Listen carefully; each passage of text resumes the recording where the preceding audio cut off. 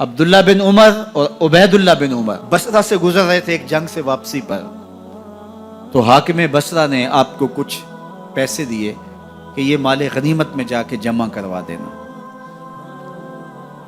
اور پھر خود ہی مشورہ دیا کہ عراق کے اندر فلاں فلاں چیز بہت سستی مل جاتی ہے اور حجاز میں ان چیزوں کی قیمت زیادہ ہے، تو اگر آپ ایسا کر لیں کہ یہ ان پیسوں سے خرید لیں اور جا کے مدینہ المنورہ میں فروخت کر دیں، تو جو زائد پیسے آپ کمائیں گے وہ آپ کے ہوئے، اور یہی اشرفیاں جو میں نے دی ہیں آپ کو، اتنی اشرفیاں بیت المال میں جمع کروا دینا، تم نے محنت کی ہوگی، تجارت کی ہوگی، تو جتنے بچیں گے وہ آپ کے ہوں گے۔ تو انہوں نے کہا بہت اچھا، وہاں سے مال خرید لیا، مدینہ المنورہ میں آ کے بیچ دیا، جتنی اشرفیاں انہوں نے وہاں سے دی تھی بیت المال کے لیے، اتنی بیت المال میں جمع کروا دی۔ حضرت عمر رضی اللہ تعالیٰ عنہ کو پتہ چلا، بیٹوں کو بلایا، کہا کہ سنا ہے تم نے کوئی کمائی کی ہے؟ کہا جی ہم نے تو تجارت کی اور جو مال لیا تھا اتنا مال ہی بیت المال میں جمع کروایا ہے۔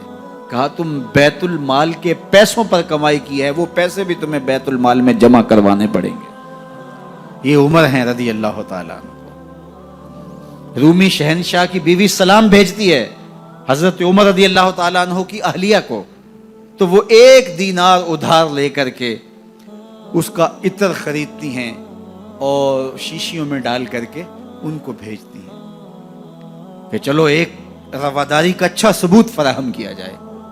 تو وہ واپسی پر انہی شیشیوں کے اندر قیمتی موتی بھر کے بیچتی ہیں، جواہرات بھر کے بیچتی ہیں۔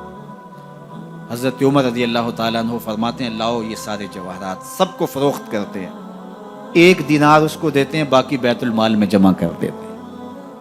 تو جب اپنی زندگی اتنی محتاط ہوگی، اتنی خوبصورت ہوگی، تو پھر کس طرح کوئی گورنر زیادتی کر سکتا ہے؟ تو حضرت سیدنا عمر رضی اللہ تعالیٰ عنہ نے اپنا طرز زندگی اور انداز معاشرت اتنا سادہ اور اتنا خوبصورت رکھا کہ اس کے مطابق تمام گورنروں کو ڈھالنے کی تلقین کی۔ آپ جب بھی کسی شخص کو بطور گورنر اس کا تعین کرتے تو اس کو یہ نصیحتیں کرتے، ایک ترکی گھوڑے پہ سوار نہیں ہوں گے، باریک کپڑا نہیں پہنیں گے، اور انچھنے آٹے کی روٹی کھائیں گے، مکان کا دروازہ نہیں لگائیں گے، کوئی حاجب نہیں رکھیں گے، چوکیدار نہیں رکھیں گے، بواب نہیں رکھیں گے، جو تمہارے تک پہنچنا چاہے ڈائریکٹ پہنچ جائے۔ اللہ اکبر۔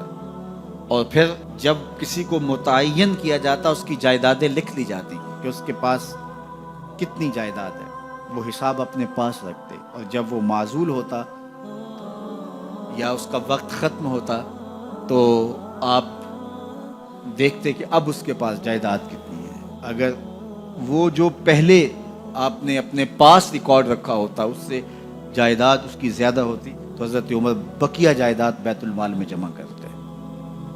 اللہ اکبر۔ اور یہ کیسے تھا؟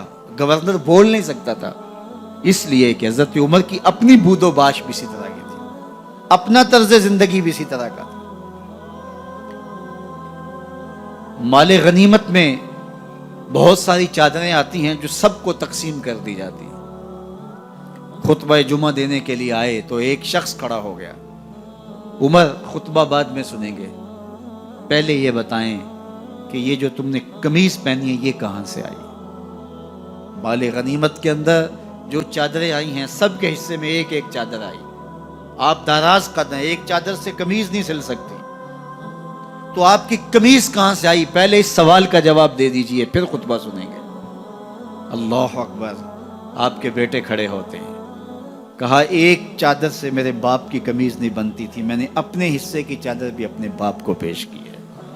اس نے کہا اب سناؤ، اور ہم سنتے ہیں۔ یہ ہے حضرت عمر رضی اللہ تعالیٰ عنہ کی اپنی ذاتی زندگی۔ ایاز بن غنم کے بارے میں یہ پتہ چلتا ہے کہ وہ موٹے کپڑے نہیں باریک کپڑے پہنتا ہے۔ اس نے گھر کے دروازے پر بواب بھی رکھا ہوا ہے، چوکیدار بھی رکھا ہوا ہے۔ تو حضرت عمر رضی اللہ تعالیٰ عنہ محمد بن مسلمہ کو بھیجتے ہیں، محمد بن مسلمہ جاتے ہیں اور جا کے تحقیق کرتے ہیں تو ایسا ہی پاتے ہیں، تو ان کو وہیں گرفتار کر کے لے آتے ہیں۔ اور حضرت عمر کے دربار میں پیش کیا جاتا ہے، چھڑی اس کے ہاتھ میں دے کر فرماتے ہیں جاؤ تم بکریاں چرایا کرو، تم گورنری کے لائق نہیں ہو۔ ایک گورنر کو بکریاں چرانے پہ لگا دیتے ہیں اس لیے کہ تم نے ان اصولوں سے، ان ضابطوں سے انحراف کیا ہے جو ایک سلطنت کے ذمہ دار کے لیے لازم اور ضروری ہیں۔ دور موجود کے حکمرانوں کو، چاہے وہ عرب کے حکمران ہوں، چاہے وہ عجم کے